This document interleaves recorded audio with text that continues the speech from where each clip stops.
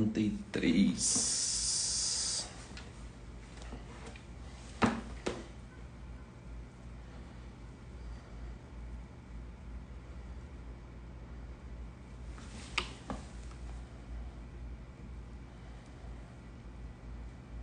Fala galera, beleza? Boa noite.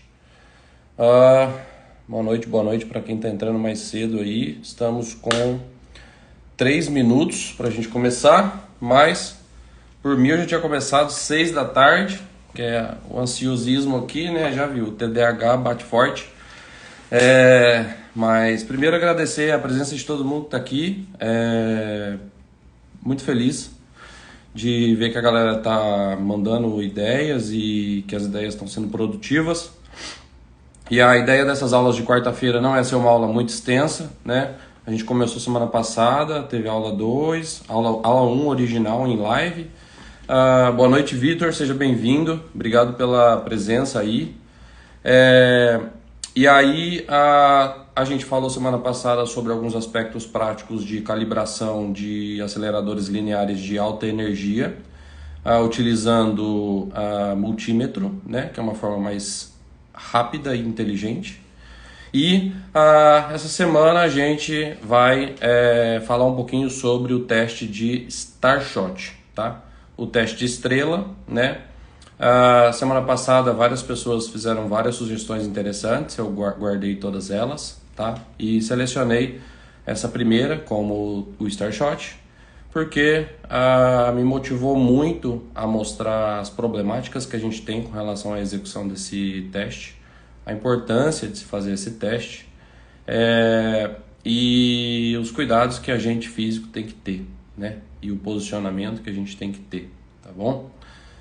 Então vamos lá, sem muitas delongas, eu vou virar aqui, beleza? Então, opa, olha eu ali. Então, aula de hoje, Starshot, para quem nunca viu, esse aqui é um exemplo de um Starshot, tá bom? Esse aqui é um Starshot de, vamos baixar um pouquinho aqui para não fazer merda. Esse aqui é um Starshot de colimador, feito no nosso setor. Tá bom? A gente vai usar como imagem base para falar sobre o tema, mas vamos ao que interessa, legal? Bom, o que é o teste Starshot, né? É um teste que tem finalidade mecânica, né? Para a gente verificar a estabilidade rotacional do nosso equipamento, tá? E por que a gente tem que medir, né, essa estabilidade rotacional, né? Porque o sistema de planejamento considera um equipamento rígido, né, com uma mecânica infinita, perfeita, como se a intersecção dos raios centrais, ao girar gantry, ao girar colimador, ao girar mesa, coincidissem completamente no ponto, em um ponto central, que seria o isocentro mecânico do equipamento, né? Então, e por que medir, né? Bom, primeiro porque esse fato do TPS assumir que a máquina já é ideal é uma coisa um pouco errada, né? Mas é uma limitação que a gente tem hoje no nosso sistema. E porque hoje, se tratando de radioterapia moderna, né, a incerteza das máquinas tem uma maior importância no contexto geral, né? Quando a gente fala sobre radioterapia de 2D até um 3D, assim, os problemas relacionados à movimentação e margens do paciente eram muito mais influentes do que as incertezas de máquina. Mas quando a gente já vai falar de IMRT, Rapid Arc, radiocirurgia extracraniana, a incerteza de máquina é muito importante, né? Então, medir a estabilidade rotacional do nosso equipamento é muito importante, né? Bom, então, sabendo o que é e como e por que medir, como medir, né? Como a gente pode medir? A gente pode medir com filme, né? Com detector de MV também, pode fazer com portal dosímetro aí, pode fazer com um portal Vision e depois integrar as imagens. Ou você pode usar a metodologia descrita, que eu vou mostrar aqui na frente, pelo Depuyd, que ele usa um campo 10x10 com uma esferinha no centro, também dá certo, tá? E como avaliar esse teste, né? Você pode avaliar através do círculo que inscreve os raios centrais incidentes ali, ou você pode avaliar através do círculo circunscrito nos raios centrais. Boa noite, Tom. Tom deu várias dicas importantes para a aula de hoje aí, meus agradecimentos a ele. E quando a gente fala em medir um Starshot com filme, né, quais os cuidados que a gente tem que ter para a gente medir bem medidinho isso daí? Bom, primeiro, cuidado com a seleção dos jaws muito pequenos e simétricos, tá bom? Então esse ponto é muito importante, tá? Porque os Clinax principalmente têm uma incerteza de posicionamento maior nos limites, né, de atuação. Então ali no limite do campo 0 e no limite do campo 40 é um pouco complicado, né? Então, eu não gosto de utilizar campos muito pequenos porque a incerteza dos jaws é muito grande ali e isso influencia muito nos resultados de Starshot, tá? Então, normalmente eu uso 6 milímetros por 30 centímetros e os 6 milímetros é 3 assimétricos, tá bom? Dica aqui do Tom, muito interessante, é sempre reposicionar os jaws, né, a cada irradiação, porque uma vez que a gente posiciona os jaws para fazer uma primeira irradiação, ao movimentar o equipamento, a gente pode ter nessa primeira irradiação ter colocado os jaws com um erro sistemático, e se a gente manter esse jaw nessa mesma posição até o final, depois de todas as irradiações, pode ser que a gente tenha um resultado influenciado sistematicamente por esse erro que a gente causou lá na primeira vez. Então, quando a gente reposiciona, a gente elimina os erros sistemáticos e a gente também corta um pouco do efeito da gravidade que existe, por exemplo, no isocentro Starshot de Gentry, tá?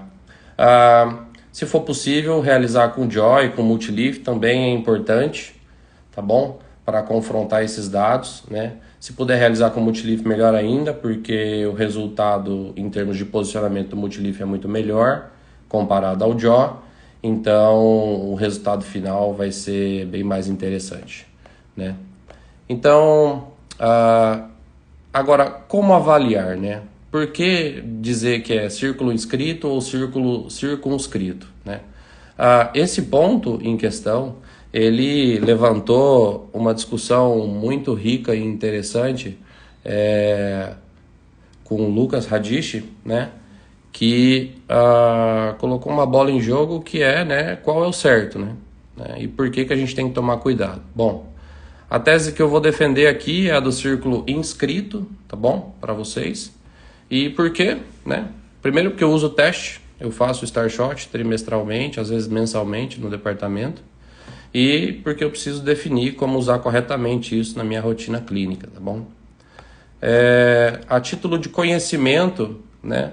Vou pular essa parte aqui das considerações finais. A título de conhecimento, hoje o que a gente tem de softwares que avaliam esse tipo de teste, a gente tem o ImageO, né, que não é free, tá na internet aí. Ele trabalha com o círculo inscrito, tá bom? Então, o círculo inscrito, tome cuidado com isso, tá? Tá aqui. E ele diz seguir que é o mínimo inscrito por conta do TG 142. A gente vai abordar isso aqui um pouquinho. Um segundo sistema é o PTW IsoCheck 1.1, que calcula também como o círculo inscrito, né? Ou que cruza ou que está tangente ao menor círculo possível. Um software que explica bem mais o que faz, que eu achei muito interessante, é o Starshot da Sun Nuclear, tá? Eita, travou tudo aqui. Eita, peraí que teve um erro aqui, pessoal. Vamos tentar vamos tentar fazer assim, sair e entrar de novo. Desculpa aí, acontece, ao vivo. Acho que voltou, é isso aí, voltou. O terceiro é o Starshot da Sun Nuclear, né? O Starshot ele define também o diâmetro inscrito e ele dá isso através de uma solução analítica, né? Ele faz essa busca através de uma solução analítica. E o quarto e último que a gente vai falar aqui é o PyLinac, que é um open source, que também trabalha com o círculo inscrito, beleza? Então, o mínimo círculo que toca todos os feixes centrais, os raios centrais, beleza? Então, veja bem. E o livro da Laura Furnari, que faz uma avaliação manual com o círculo circunscrito. Então, olha só, a maioria dos softwares que eu estou mostrando aqui para vocês trabalham com a informação de um círculo inscrito. Legal? Legal. A tese que eu vou defender aqui com vocês é a tese de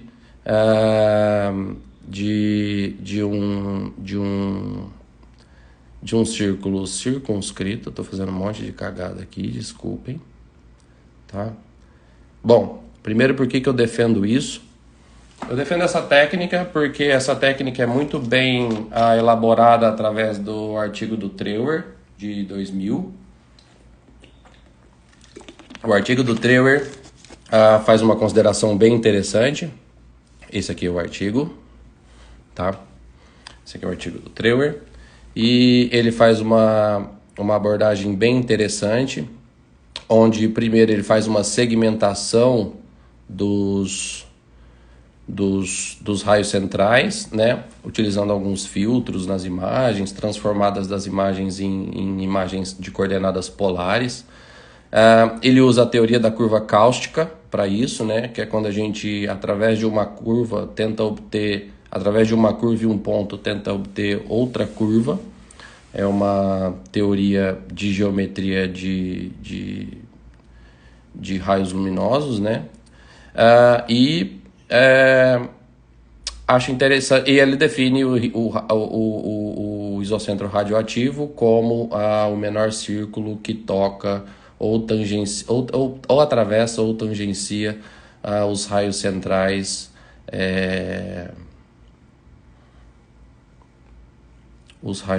isso aqui só tá me atrapalhando, cara. Eu vou apagar isso aqui. Pronto, aqui funcionou.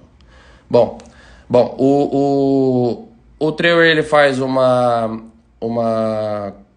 um setup onde ele faz um campinho quadradinho sendo irradiado com uma esfera no centro, né? Ou um pino no centro. Então, através desse pino central, ele consegue definir o que é o centro, e através da distância desse centro para as bordas, né, do campo, no ponto de 50%, ele consegue definir a posição dessa esfera central em relação ao campo, e com isso ele consegue determinar aonde está o raio central, né? Com essa determinação, ele faz então a determinação da curva cáustica, que basicamente é o seguinte, né?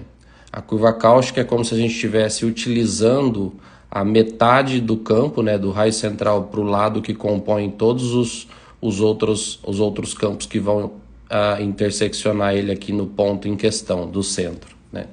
Então, com o giro do Gantry, ou o giro do colimador, ou o giro da mesa, a gente sabe que existe uma imprecisão de rotação do nosso sistema, e essa imprecisão vai gerar um ponto de intersecção, que vai ser esse isocentro de raio R, né? E esse isocentro ele pode ser determinado também com o uso dessa curva cáustica, tá? Bem interessante essa metodologia aqui.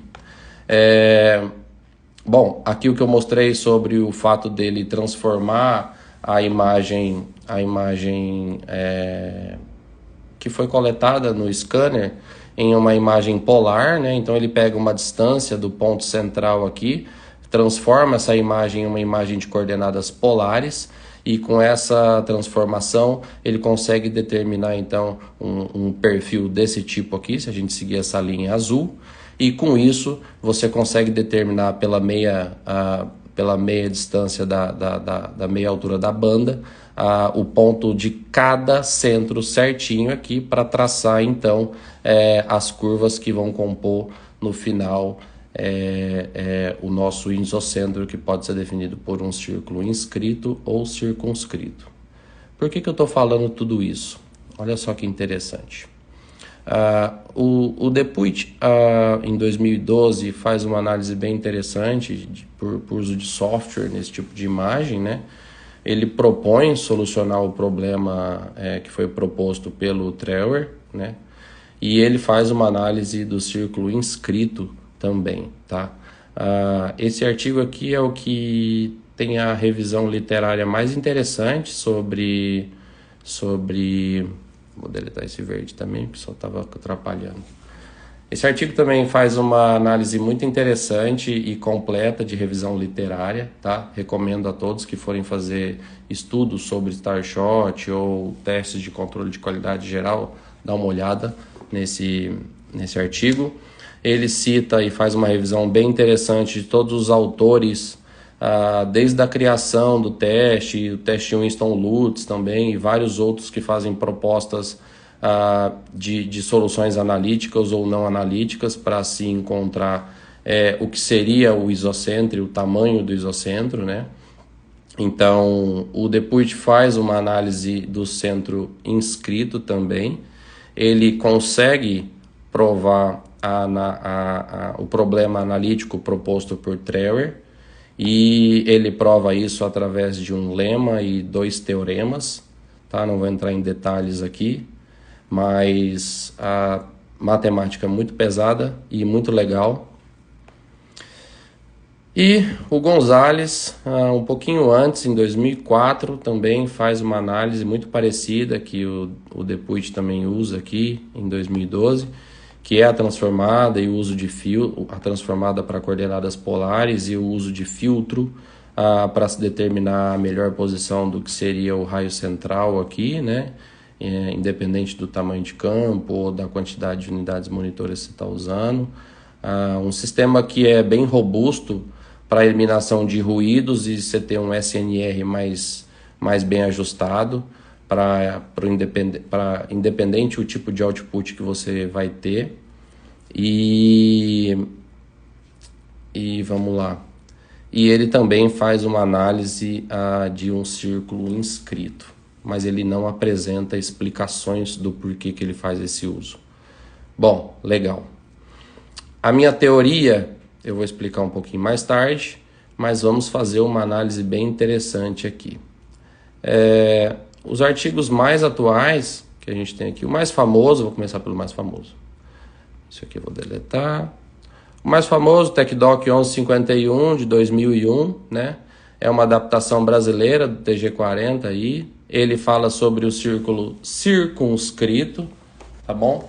E ele fala que geralmente a tolerância é especificada como uma cota superior do diâmetro da esfera que contém os pontos de intersecção para todas as orientações da unidade. Seja ela colimador, seja ela gantry, seja ela mesa, tá? Bom, o mais novo, queridinho aí, o TG198, né, da APM. O 198 é de 2021. Ele fala sobre o guia de implementação do 142, né? Então, para quem olhava o 142 e falava, nossa senhora, que trem difícil, tem um TG que explica como usar ele, pelo amor de Deus, então vai lá e faz o seu serviço direito, né? E o TG 198 de 2021 também fala sobre um círculo circunscrito, tá bom? Então, ele é só a implementação do 142. Então, baseado nisso, antes dele, a gente tem o MPPG 8A e o MPPG 9A de 2017, tá? O 8A fala sobre testes de performance em acelerador linear e, muito interessante, ele fala sobre o círculo inscrito. Ele já foge do que o 198 fala. Olha que interessante isso. E tem que tomar um cuidado aqui na tradução, porque ele fala, individual axis radiation isocenter tests can be done by creating spot shot images. The runout on individual spoke shot images show circumscribe a circle that is less than 2 mm diameter. Ou seja, os raios devem estar circunscrevendo um círculo. Aqui ele fala o contrário, ele fala sobre os raios centrais estarem por fora de um círculo. Então, olha que interessante isso, ele já muda completamente. O 9A, que foi feito 4 meses depois, e fala sobre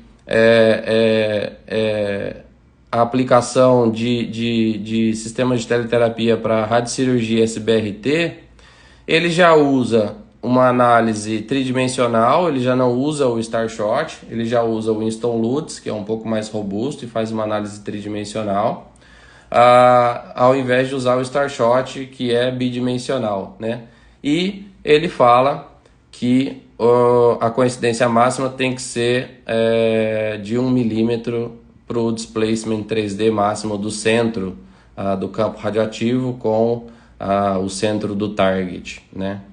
É interessante isso, né? Muito interessante. E o teste de isocentricidade aqui mostra que para casos de SRS tem que ser 1 milímetro e para SBRT 1,5 milímetros. Interessante é que o 8A fala para recorrer ao 9, ou não, é outro artigo que fala para recorrer ao 9 quando se trata de equipamentos de radiocirurgia SBRT, né? Então, ou seja, radiocirurgia SBRT já não faz tanto sentido fazer o Starshot, faz sentido mais fazer o Winston Lutz da máquina, tá? Dando sequência, então, a gente estava falando aqui atrás do TG-198, que é uma implementação do 142 de 2 anos atrás, né, de 2021, e o TG-142 é de 2009, né? Ele não explica a metodologia, se é inscrito ou circunscrito, tá? E ele segue basicamente o TG40, tá bom? Adicionando agora novas tecnologias, né? Os testes do TG142 são testes anuais, o de Starshot, e ele coloca que deve ser utilizado como tolerância 2 milímetros de diâmetro, né? E aqui ele fala o 142 para SRS SBRT utilizar os MPPGs, né? Olha que interessante.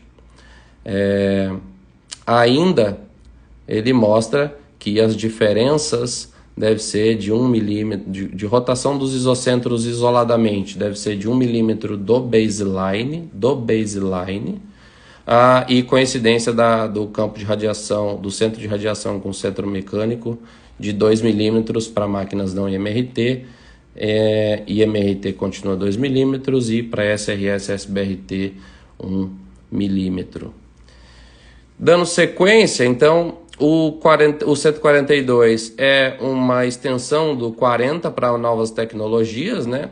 O TG40 ele já é um pouco mais antigo, ele é de 1994, tá? Ele também não explica a metodologia, então olha só que legal. A gente está vindo numa sequência de artigos já de 20 anos, onde ninguém explica nada. Ele puxa o gancho dos limites lá do Report 13, que é o TG 24 ou 22, não me recordo aqui, eu vou mostrar para vocês, lá de 1984, não era nascido. E ele também mostra aqui que a coincidência dos isocentros deve ser de 2 milímetros de diâmetro. Interessante, né? Dando sequência, então, a gente tem, depois do TG40, o TG22, né, que é o que ele diz buscar as informações dos limites. Ele também não explica a metodologia, se é inscrita ou circunscrita. Ele usa o limite de 4 milímetros, ele fala aqui, né, na parte 11b, na página 25, ele fala sobre os eixos, os isocentros em si, e aqui embaixo ele mostra que pode ser utilizado 4 milímetros, aceitado, né? 4 milímetros de diâmetro, círculo, e para equipamentos modernos, né? Lembrando que isso aqui é de 1994, quase 30 anos, ele fala em 2 milímetros. Eu fui tentar buscar essa referência 105 aqui, é uma referência de engenharia, eu não consegui pegar esse artigo de graça. e aí eu não consegui buscar para ver se daqui saía alguma coisa, né? Ele cita IEC como referência. Bom, mas dando sequência aqui, existe um outro artigo do Otton de 1975, né, que é o Código de Prática para Unidades de Terapia com Raio-X, né? Ele fala sobre um círculo circunscrito, então essa aqui é a referência que eu tenho mais antiga com relação ao Spoke Test, né, o teste do Starshot, e ele não dá explicações detalhadas e ele usa como referência 1,5 milímetros de diâmetro. Então, olha só, a gente saiu de um artigo, talvez que seja uma das bases, que é um circunscrito, né? O TG22 não fala a metodologia usada, o 40 também não fala, né? O 142 também não fala, né? O MPPG 9A fala que usou Winston Lutz, o 8A já fala que ele é inscrito, mas o 198 fala que ele é circunscrito e o TecDoc também fala que ele é circunscrito. Então a gente está falando, olha só, a gente está falando de softwares que normalmente analisam um círculo desse jeito e protocolos que nos pedem limites desse jeito. Então, olha a problemática aqui. Olha a problemática, olha a diferença do tamanho. Essas imagens são iguais, a única coisa que muda é a consideração do tamanho do círculo. Olha que interessante analisar uma tolerância de 1 milímetro num círculo circunscrito e analisar a tolerância de 1 milímetro num círculo inscrito. Talvez 1 milímetro por um círculo inscrito seja demasiadamente alto para uma máquina que está fazendo a radiocirurgia ou SBRT, né? Ao passo que talvez 1 milímetro em um círculo circunscrito não seja demasiadamente grande e seja seguro o suficiente para se fazer uma radiocirurgia ou uma SBRT, né? A minha tese é a seguinte, lá vem. A minha tese é que o campo ele pode ser composto por infinitesimais segmentos de área, né? Então, se a gente pegar um campo grandão e fechar ele pequenininho aqui, né? E se o Starshot, que basicamente, vamos botar um pretinho aqui, se eu pegar um Starshot, que eu faço lá um campinho assim, né? Que eu irradio um campo bem assim, uma tira de radiação. Se eu pegar o perfil dessa tira e eu falar que esse segmento de tira pode ser composto por infinitesimais segmentos de uma área e pegar esse perfil aqui como infinitesimal e eu usar somente a metade desse perfil. Então olha só, eu vou usar só a porção interna. Que porção interna, Paulo? Essa daqui, ó, né? O feixe está aqui, mas na verdade, se o raio central está aqui, o feixe vai até aqui e vai até aqui, né? Então o feixe é isso aqui. Se a gente pegar do raio central para cá, essa é a ideia, e usando essa ideia da curva cáustica, né? Pegar somente esse ponto aqui é igual. Ou seja, eu vou pegar somente a beirada que está indo para o lado interno do isocentro, né? A visão de um feixe seria essa. A visão planar seria a formação dessa curva aqui, então, né? E a visão... agora entendi o que eu estava fazendo. A visão volumétrica é se a gente pegar isso daqui e... deixa eu deletar esse roxo aqui. Se eu pegar isso daqui e rodar o plano disso daqui para diferentes planos, né? Eu vou ter uma visão volumétrica do que eu estou tratando como a nuvem, né? Do campo infinitesimal que está rondando ali o isocentro mecânico, né? Se eu pegar isso então e traçar a curva inscrita, o círculo inscrito nessas meias bandas aqui, o que eu vou ter é então uma área, né? Uma área onde existe a composição do que tangencia. Então, a ideia é, quando eu uso só a metade, a meia, o raio central do meio, né? Teoricamente, todos teriam que dar perfeito ali no zero. Mas como eles não dão, o centro vai ser a composição de cada pedacinho daquele raio central até onde entra ali, do que fica para o lado interno do que seria o isocentro, né?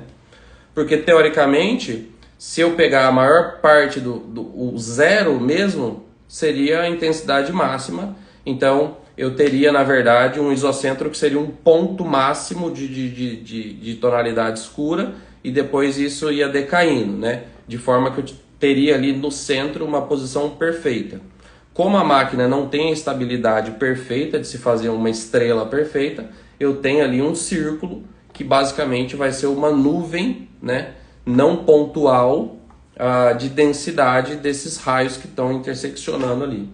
Então faz mais sentido, na minha cabeça, trabalhar com o círculo inscrito nos raios centrais que você faz ali. Porque o círculo inscrito, ele vai ponderar melhor tudo que tangencia, né, seja ângulo de mesa, ângulo de colimador, ângulo de Gantry, ao redor dessa esfera que idealmente deveria ser de raio zero, né, e que pode apresentar no máximo, né, uma diferença, né, um raio, né, uma nuvem que pode chegar a 1 milímetro de diâmetro para equipamentos que fazem radiocirurgia, ou 2 milímetros para um equipamento que não faz radiocirurgia. Aí vem uma pergunta interessante que é: Paulo, mas o raio inscrito, a esfera de raio inscrito nesses raios centrais, ela pode pegar situações onde você não tem o isocentro do equipamento.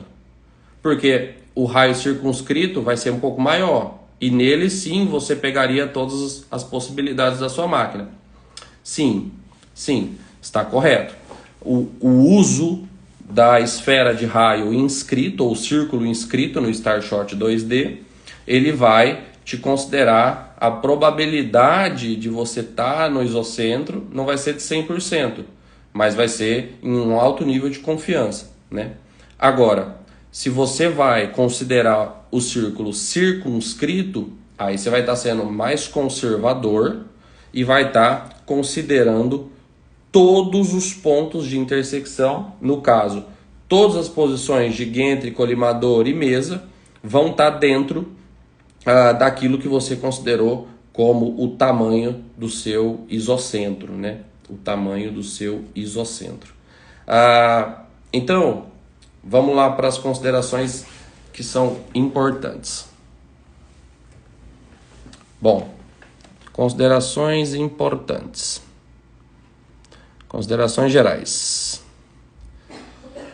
Cuidado com o uso de softwares e suas metodologias é interessante. Mostramos aqui, então, que a gente tem diferentes protocolos que fazem diferentes considerações de como se fazer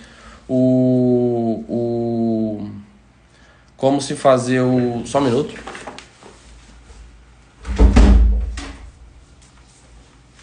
Como se fazer a análise, né? Então, às vezes você pode estar usando um software que faz uma análise de um círculo inscrito e você está usando uma metodologia de protocolo que faz uma análise de círculo circunscrito. Então, tomar cuidado com isso, fazer a análise de forma correta. O Starshot ele é importante, né, para verificar o equipamento, e para casos onde o Winston Lutz fica ruim e você não sabe para onde correr, ele pode apontar para você onde pode haver problemas de estabilidade. Então você pode trabalhar com o Winston Lutz, por exemplo, e quando tem dúvidas sobre o resultado do seu Winston Lutz, você deteriora, né, divide isso nos isocentros de estabilidade rotacional de colimador, de Gentry, de mesa, para começar uma análise mais minuciosa e poder aí então tentar encontrar aonde está o seu erro, né? A literatura reporta limites para a circunferência circunscrita, na sua grande maioria, como a gente viu, né? Os softwares normalmente reportam soluções analíticas ou por otimização baseada em gradiente de circunferência inscrita, então cuidado, beleza? Lembrar que os limites são relativos ao baseline, então se você tem uma máquina que foi aceita, por exemplo, como a nossa, de 0,34 milímetros de isocentro, e hoje ela está com 0,36, não significa que ela saiu 0,36, saiu que foi que do baseline ela saiu então 0,02 milímetros até hoje, por exemplo, né? Lembrar então que para Clínax com radiocirurgia ou SBRT o limite aqui está invertido, vamos corrigir isso aqui, não dê print, está errado, inverti. Então, Clínax com SBRT e radiocirurgia 1 milímetro e Clínax que não fazem radiocirurgia SBRT a 2 milímetros, a gente está falando de diâmetro aqui, beleza, galera? Então, além disso, eu mostrei também que dá para fazer, além do Starshot, dá para fazer também com a metodologia de um campo quadradinho com uma esfera no centro, né? E aí com isso você consegue também determinar através dos perfis crossline e inline a precisão do seu isocentro e o tamanho do seu isocentro. Mas a ideia geral da aula então era mostrar essas diferenças dos protocolos e como eles consideram a análise do diâmetro do Starshot no teste anual, como os softwares avaliam isso normalmente, as principais teorias empregadas e por que eu defendo a teoria do círculo inscrito, mesmo ela não sendo tão conservadora. Importante os cuidados, bem lembrados aí pelo Tom, de se fazer um correto posicionamento e escolha adequada dos colimadores ao fazer o teste do Starshot. E é isso, galera. Obrigado a todo mundo que ficou aqui até agora. Se alguém tiver alguma pergunta, alguma coisa, pode mandar aí que a gente responde ou tenta responder. Se a gente não souber responder, a gente busca a informação e dá o feedback para vocês. Quem quiser a literatura disso daqui, eu disponibilizo para vocês, só mandar um direct. E a live vai ficar online aí para quem quiser assistir depois, pegar alguma informação. E caso queira fazer alguma sugestão, tirar alguma dúvida também, pode mandar um comentário no vídeo da live ou no próprio direct aí, que a gente vai estar respondendo. Beleza? Valeu, obrigado a todos pela participação na aula 2. Semana que vem tem aula 3, tá? E aí semana que vem a gente vai falar um negócio legal aí, que a gente vai começar a fazer 2 tipos de aula. Uma aula quarta-feira, que sempre vai acontecer, uma aula rápida, né? E uma aula mais longa, que a gente vai sempre ponderar aí com um tempo maior, porque para fazer essas aulas demora mais tempo, mas vai ser um conjunto de aulas que vai contemplar todo o livro do Khan, né? São 26 aulas aí. E aí vai ser uma aula mais longa, a gente vai fazer pelo YouTube, só com acompanhamento por aqui, para ficar lá registrado, tudo certinho. E a gente vai avançando com isso daí por todo o Khan, como se fosse uma residência, né? Todas as aulas de uma residência em física da radioterapia. É isso, valeu, boa noite, obrigado, tamo junto.